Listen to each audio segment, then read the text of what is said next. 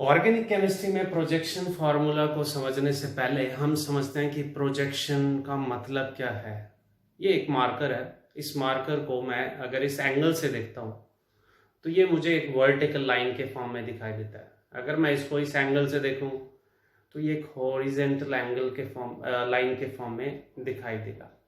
अगर मैं इसको इस एंगल से देखूँ तो ये एक मुझे डॉट के फॉर्म में दिखाई देगा, बीच वाला हिस्सा दिखाई नहीं देगा।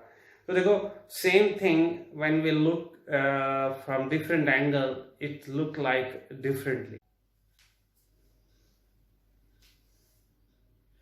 इस तरीके से अगर हम ऑर्गेनिक मॉलिक्यूल की बात करें तो उन्हें भी हम डिफरेंट तरीके से, सेम मॉलिक्यूल को डिफरेंट एंगल से देखकर हम उसको डिफरेंट तरीके से रिप्रेजेंट कर सकते हैं। These different projections are flying wedge formula, Sawhorst projection formula, Newman projection formula, and Fisher projection formula. Let's see one by one.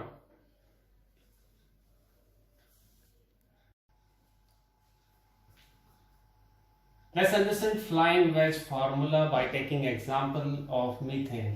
ये हमारे हाथ में, मेरे हाथ में जो है एक मॉडल है, बॉल एंड स्टिक मॉडल है मीथेन का। ये कार्बन है जो 4 हाइड्रोजन के साथ जुड़ा हुआ है। इस स्ट्रक्चर के अंदर देखें तो ये हाइड्रोजन नंबर 1 कार्बन और ये हाइड्रोजन नंबर 2, ये तीनों एक ही प्लेन में है। ठीक है, लाइक दिस। ये बोर्ड के प्लेन में हमने लिख दिया। ये हाइड्रोजन हमारी तरफ है, दिस इज थर्ड हाइड्रोजन जिसको ब्लैक बॉन्ड के फॉर्म में दिखाया है, और ये हाइड्रोजन पीछे की तरफ जा रहा है 4 नंबर, इसको हमने डैश बॉन्ड के फॉर्म में दिखाया है। So this structure and this structure is similar. अब इस मॉलिक्यूल को अगर मैं इस एंगल से देखता हूं, पहले मैं इस एंगल से देख रहा था इसे, अब मैं इस एंगल से 4 नंबर और 3 नंबर हाइड्रोजन के बीच में से अगर देख रहा हूं लाइक दिस, तो इस टाइम पे ये 3 नंबर हाइड्रोजन मेरे राइट साइड में, 4 नंबर हाइड्रोजन मेरे लेफ्ट साइड में, और ये दोनों बाहर की तरफ मेरी तरफ है। हाइड्रोजन नंबर 1 मुझसे दूर ऊपर पीछे की तरफ, हाइड्रोजन नंबर 2 मुझसे दूर नीचे और पीछे की तरफ है। इसी स्ट्रक्चर को अगर मैं बोर्ड पे लिखता हूं तो ये कुछ इस तरह से लिखी जाएगी। ये हाइड्रोजन नंबर 3 जो है मेरे राइट में बाहर ब्लैक बॉन्ड फॉर्म में, हाइड्रोजन नंबर 4 मेरे लेफ्ट में बाहर मेरे लेफ्ट हैंड साइड में, हाइड्रोजन नंबर 1 और 2 मेरे से दूर है, बोर्ड के प्लेन में पीछे की तरफ बनाया, ऊपर 1 नंबर और नीचे 2 नंबर।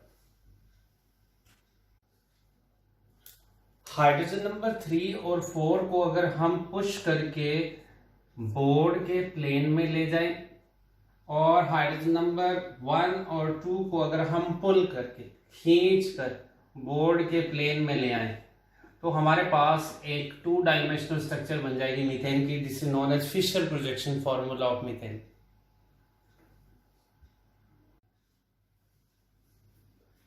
इस मीथेन के मॉलिक्यूल से अगर हम एक हाइड्रोजन हटा के उसकी जगह CH3 ग्रुप लगा दें तो हमारे पास इथेन मॉलिक्यूल आ जाएगा like this.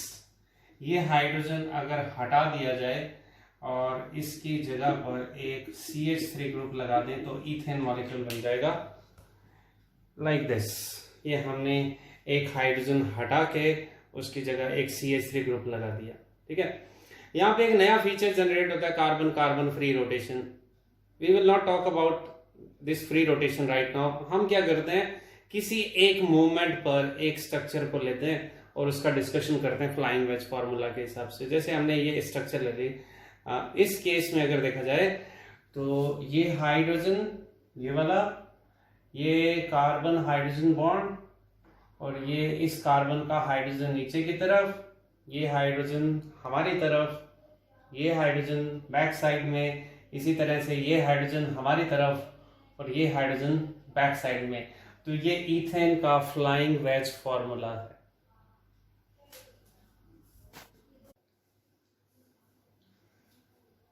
This is sawhorse projection formula. अभी अभी हमने आपसे डिस्कस किया फ्लाइंग वेज फॉर्मूला, जिसमें इस मॉलिक्यूल को हमने, इथेन के इस मॉलिक्यूल को इस तरह से दिखाया।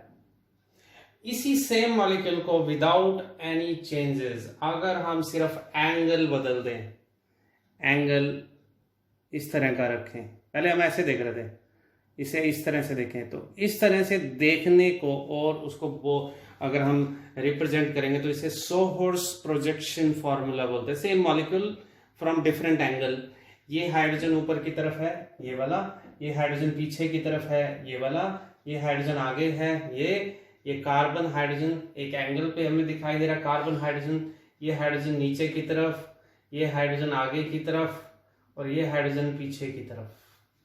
This is sawhorse projection formula of ethane.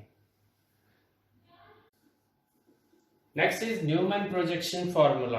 अगर इस सोहर्स प्रोजेक्शन फॉर्मूला के एंगल को थोड़ा और बदल दिया जाए तो अब हमें जो प्रोजेक्शन मिलेगा, this is known as Newman projection formula. इसमें हमें ये फ्रंट कार्बन दिखाई देगा, रियर कार्बन दिखाई नहीं देगा। फ्रंट कार्बन पर 3 हाइड्रोजन है, रियर कार्बन पर भी 3 हाइड्रोजन है। जब हम इसे बोर्ड पे ड्रॉ करेंगे तो हम कुछ इस तरह से लिखेंगे इसे, जो फ्रंट कार्बन है उसे एक डॉट के फॉर्म में दिखाएंगे और रियर जो कार्बन है उसे एक सर्कल के फॉर्म में दिखाएंगे। फ्रंट कार्बन पर देखो 3 हाइड्रोजन, एक ऊपर की तरफ जा रहा है, ये ऊपर की तरफ बना देंगे। ये हमारे राइट में है, इसे राइट में ड्रॉ कर दें।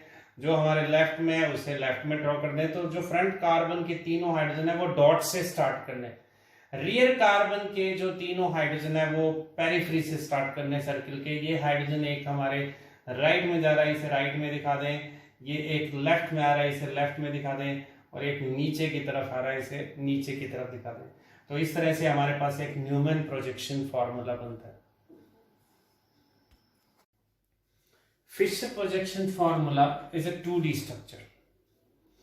फॉर एग्जाम्पल अगर हम मीथेन की बात करें तो मीथेन में एक ही कार्बन है, एक कार्बन और चारों हाइड्रोजन को इस तरह से क्रॉस के फॉर्म में लिखेंगे।